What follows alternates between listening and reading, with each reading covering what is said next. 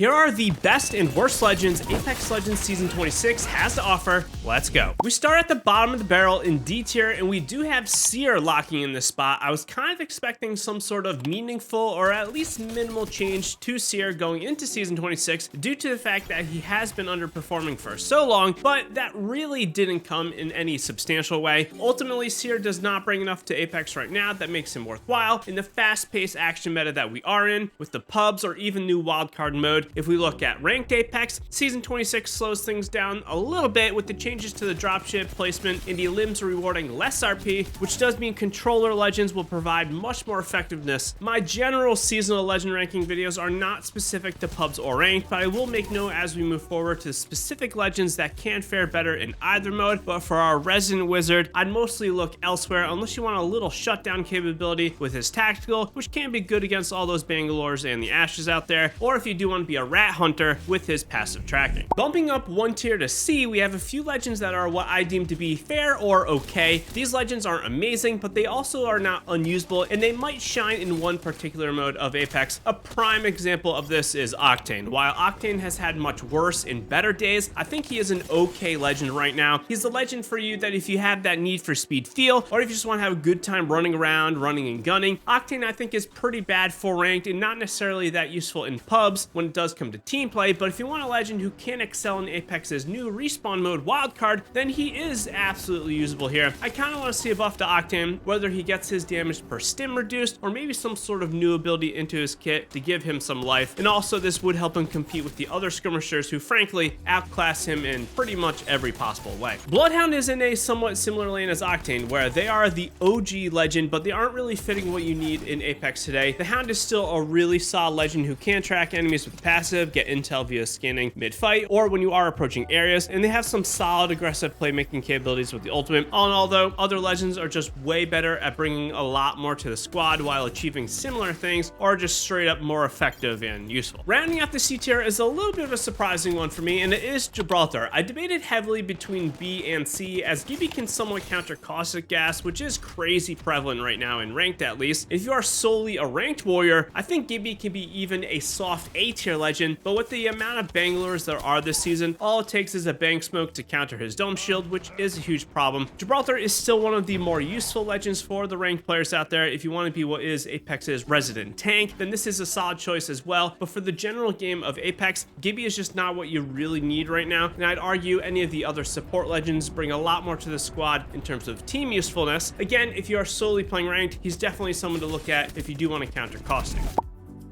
B tier is kind of the old A tier for me. Lots of okay legends, but the way the meta has been shifting the past season or two has made a larger gap between the top tier legends and those under them, which I think actually is maybe a little bit disappointing. Thus, this does see a little influx of the legends in my good or B tier category. Our first legend is one who continues to dip a little bit, and this is Horizon. Ultimately, it isn't really Horizon's fault for her low B placement, but it's really the fact that the entire game around her has continued to shift and evolve. She is still very good as a pub warrior and someone that can play very effectively in wildcard, but a lot of the other skirmisher legends have simply just had buffs. Her tactical lift is still killer to make plays, and the black hole is good to distract enemies, but at the end of the day, she doesn't bring the most team usefulness in fights, and I think she's kind of like the inverse of Gibraltar, not necessarily great in ranked, but really a solid pub legend, which would put her in like the middle A tier for this mode. Vantage for me is a tricky legend to play. She's one of the most unique legends in Apex, with a mix of recon in her passive, skirmisher properties in her tactical, and even some assault characteristics with her ultimate sniper. These things do give her a lot of value at times, but in the larger picture, she is still a tad too weak to really recommend on the top of Apex's meta. She's kind of that legend who can do it all, but doesn't really excel or perfect one particular aspect of the game, which keeps her a little lower on this ranking. If you are super into sniping, then this is the definitive legend for you, and you can't just stop right here. I do see some increased value in Vantage this season, since ranked is a little more crowded, which leaves more opportunities to make plays with the ultimate and more informed plays with her passive. Catalyst is our first controller legend, and she is someone who continues to have a lot of viability in ranked Apex, but less so the other modes. Controllers had a few buffs this season with the evac tower from the ring console and having shields recharge if you are in the safe area of the ring. These two things are just straight up buffs to all those controller legends and to Catalyst, but she is still a tad weak when you are comparing her to the other controller legends we do have listed above her. Her poor pub pubs performance and slightly better wildcard performance leaves her ranked a little bit lower in this list, but I can't see a case to be made that if you are strictly playing ranked, she can be valued as a high A tier legend. The Bamboozle King Mirage locks in the all-around good rating this season with being in the middle of my B tier, as Mirage has value basically in every mode Apex does have to offer. I still swear by the fact that Mirage can struggle a bit in the higher ranks or even the higher skill-based matchmaking pub lobbies, but if you're in a platinum and under lobby, I think there's a case to be made that Mirage could be a high A tier legend. Not much to say about Mirage. His ultimate can be a huge playmaker, and his upgrades have a lot of usefulness to extend his capabilities. Another support legend who has had a little resurgence this and last season is Conduit. Conduit has had better days, but I think the ability to apply temporary shields still has value when things are getting pretty crazy. I would argue that with how fast you can get knocked these days, being able to quickly get some extra shields is hugely helpful in engagements. Like others before her, Conduit is not the greatest fragger or pub legend, and she won't really be seen at the top of Apex's meta in ranked, but there's some viability there if you want to play a legend who's truly about supporting her squad while also having some control possibility with the ultimate. Our second controller legend is Rampart, who, much like Catalyst, didn't get any direct buffs, but we do have those nice buffs to the controller class. Unfortunately, the heavy use of Bangalore is going to hurt Rampart quite a bit this season. A Bangalore being able to deploy a smoke on Rampart's amped walls and take out that energized portion with pretty much no effort at all is simply just disappointing for her. There's a lot of value in blocking doors and alleys though. It's just harder to recommend Rampart right now when the other legends can basically do what she does, or at least counter what she does, but are much better. And not to mention, LMGs are a little bit more on the back burner this season since the Devotion had a few nerfs and some other weapons did come into the game and get some buffs, which does not help her case really at all either. Another legend who can have a pretty wide discrepancy of placement depending on the squad is going to be Valkyrie. Playing pubs, she's absolutely not needed. Playing ranked, well, she could be a high A legend simply just for the ability to rotate around. Teams are way more spread out this season due to the new rank drop ship, and because of this, being able to just fly past teams is very underrated. She is still not the greatest in terms of fighting, but the passive flying via the jetpack is useful to speed things up, and her tactical is actually great to trip enemies up. I'll also just point out that at least for the first half of the season, the map rotation being E-District, Broken Moon, and Storm Point definitely helps her use case just a little bit. Our first Assault legend is up and is Fuse's partner in crime, Mad Maggie. Mags has had a lot of playmaking potential with her aggressive nature through both her ultimate Wrecking Ball and the tactical drill. I think there's a lot of use for this type of play in ranked, which does see a lot more Watsons and Caustics, and being able to trigger or destroy the traps through walls is pretty huge to at least apply constant pressure, and this is why she is on the upper side of my B tier. Unfortunately, I do think her passive is kind of weak, which is why she is in the B tier, but I should state that the PK and the Mastiff are solid right now, but being forced into this singular type of play style really is not the best in my eyes. And finally, rounding out the B tier is Apex's most OG legend, Wraith. Wraith will continue to be a fairly prevalent legend in lobbies, but I think this mostly comes down to nostalgia at this point. The changes Wraith had a season or two ago to make her tactical and portable way more usable definitely helps her kit out, but she is absolutely antiquated these days. Either way, you do have a little viability to rotate the team through hot areas, which should not be slept on, and her pub capability to reset via that tactical phase is great to extend your life. Not much to say about Wraith. If you want to play an aggressive legend with a twist of team play, she can be solid. Playing with randoms in Apex Legends is awful. Lucky for you, I have a dedicated Discord with over 17,000 members where you can find like-minded players to party up with or even ask me questions, as I am very active in there as well. Also, hit the like button because engagement. Thanks.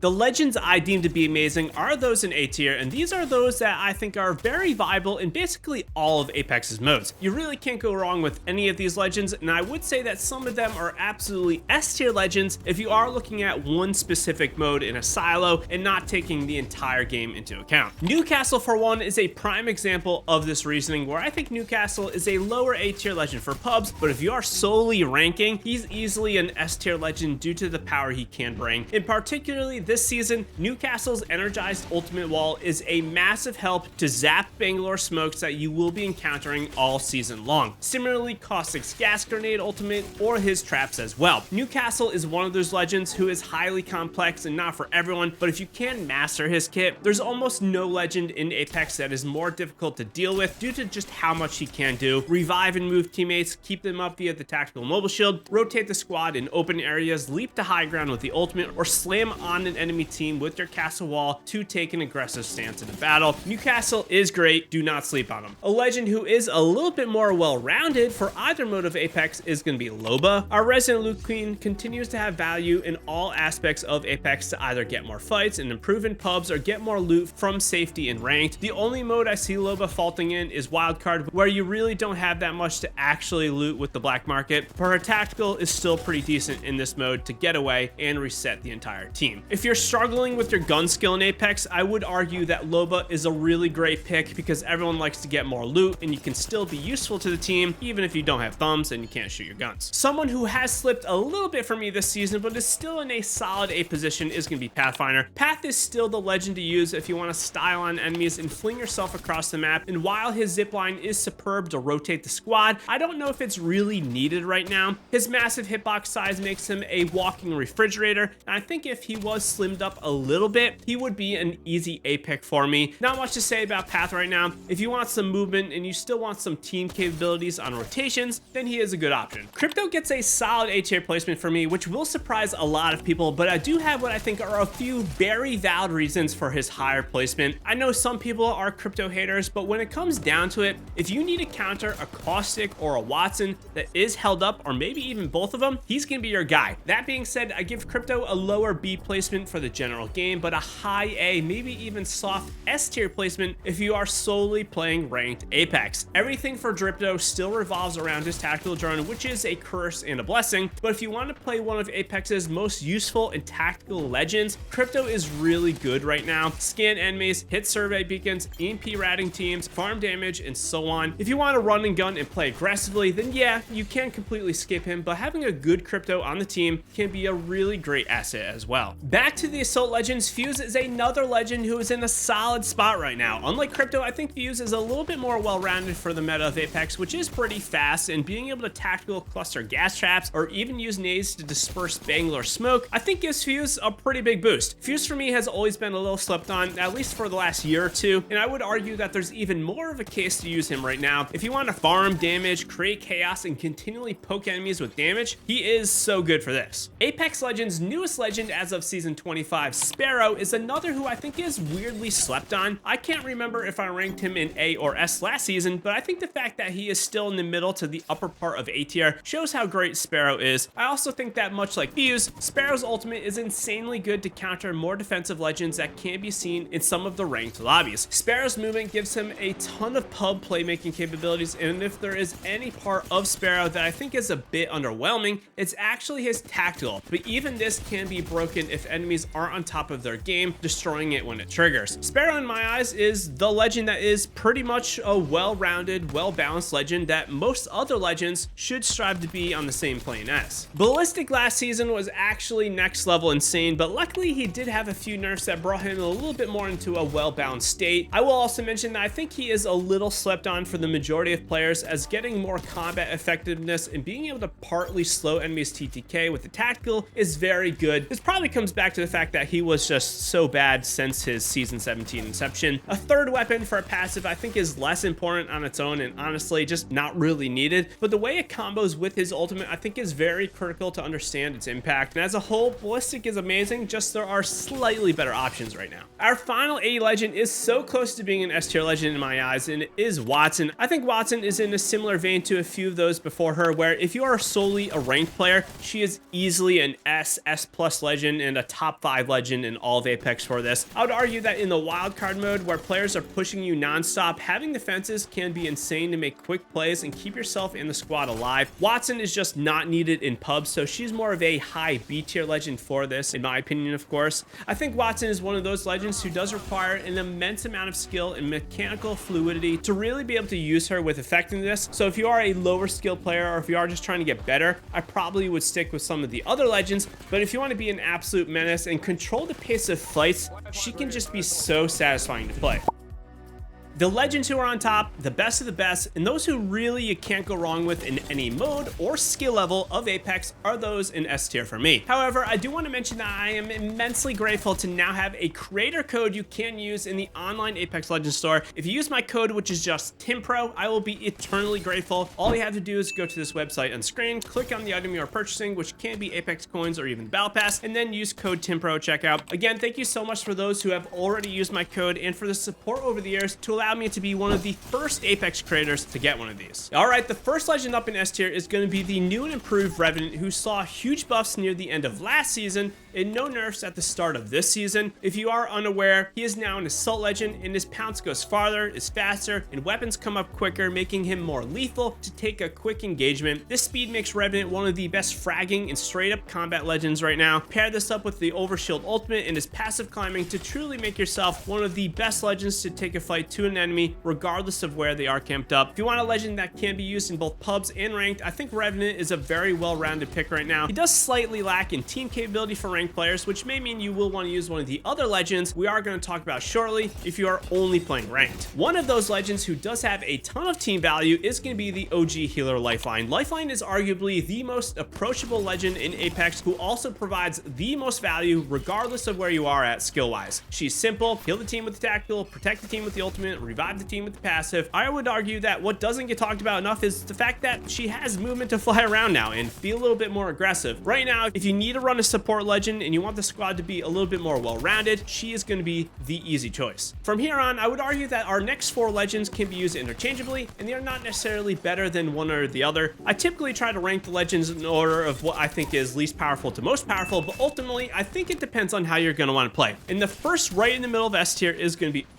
Alter. Even though it took over a year for Alter to get some big buffs and actually be usable, and then she did have some nerfs, Alter right now is a very good legend who is one of the best hybrid legends that can do it all. Transport the team with the ultimate or the tactical, support the team through her upgrades, reset the team, get extra loot from her passive and lots more. If you are a veteran team trying to take a lot of fights, I would almost say she is required, as you can be unbelievably creative to take engagements in ways that people just do not expect. Ashe is another one of those legends who continues to be very valuable at the top of the game, and this is clear by the fact that she had almost a 35% pick rate at one point last season. With really no changes to her kit at the start of this season, she is an absolute demon in the hands of someone who can make the most of her air boost to strafe and her tactical snare to trip enemies up. The ultimate does give her some team rotational power to take height or get out of trouble. Ashe is definitely a little slower than she used to be a season or two ago with the changes at the end of season 24, but I don't really see any nerfs coming to her in the near future, so I would say she is the premier combat and fragging legend for anyone who really wants to get high kill games and push that pedal down. I, for one, was never a fan of the can't see nothing meta, and the resurgence in the buffs to Bangalore this season absolutely brings us back to this meta, even with the ways that you can counter smoke now.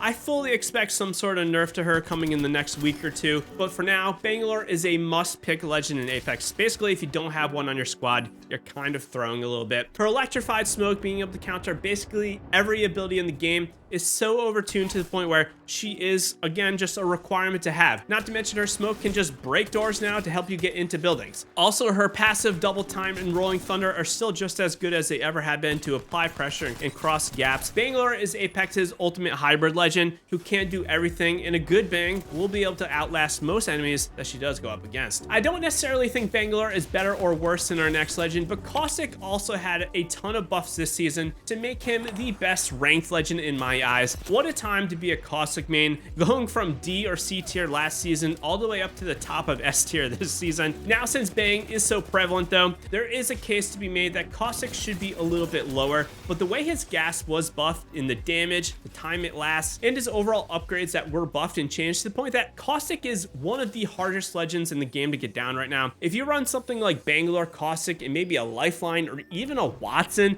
it's virtually impossible to push into your area, and if enemies do, you have a lot of redundancy in ways to slow them down. If Bangalore does get nerfed and Caustic does not, I fully expect him to be one of the most picked legends in the game. Be sure to check out my weapon ranking for the season when it is live, hit that like button, and don't forget to use code TimPro in the online shop, and as always, happy gaming, legends.